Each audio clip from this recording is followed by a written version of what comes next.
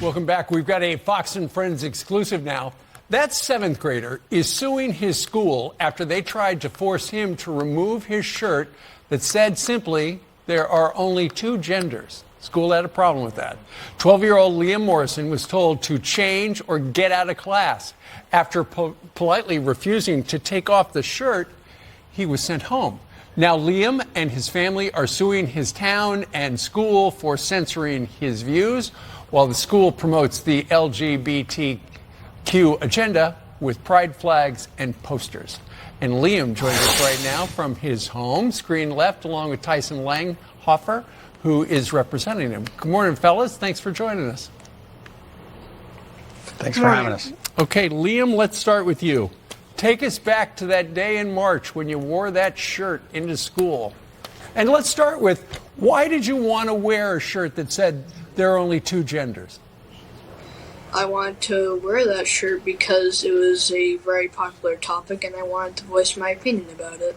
And so by wearing the shirt you were, what happened when you showed up in school with that?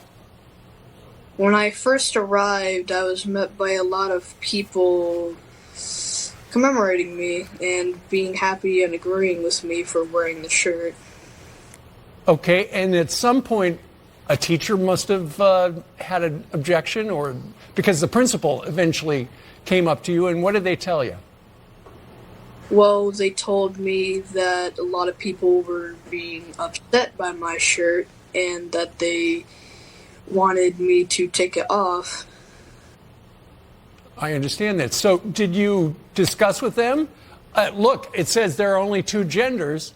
There are only two genders. There are a number of gender identities now, but there are only two genders. Yeah, I did have a bit of a discussion with them about it after they told me to take it off. Right.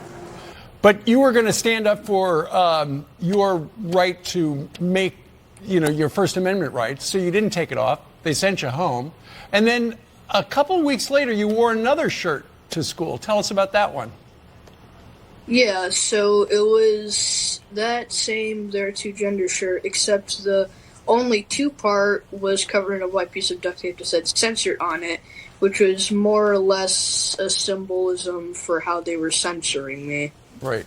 And is that how you feel, like your school was censoring your First Amendment rights? Yeah, they completely blocked my ability or took away my ability to have a different opinion than they wanted me to have. All right.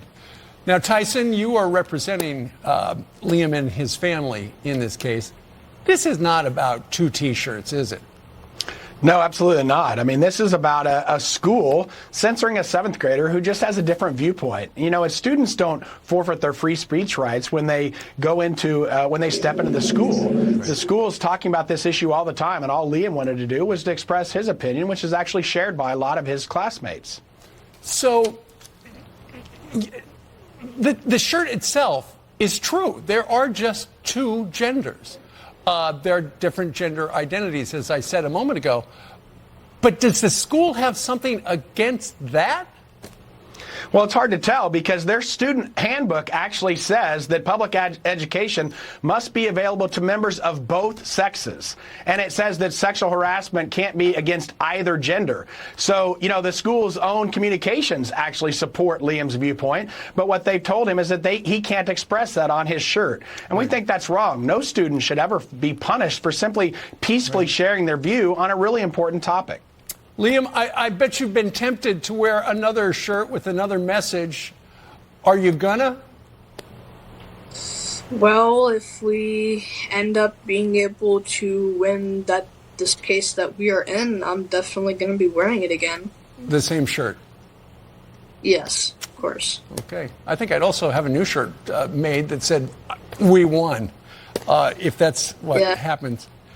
Liam, thank you very much. I know you're going to school today. Are anybody giving you trouble at school because of this?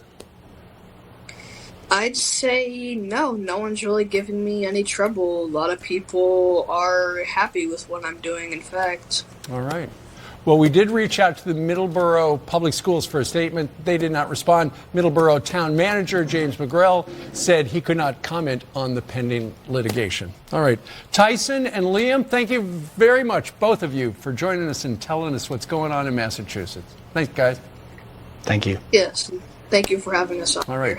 Now go to school.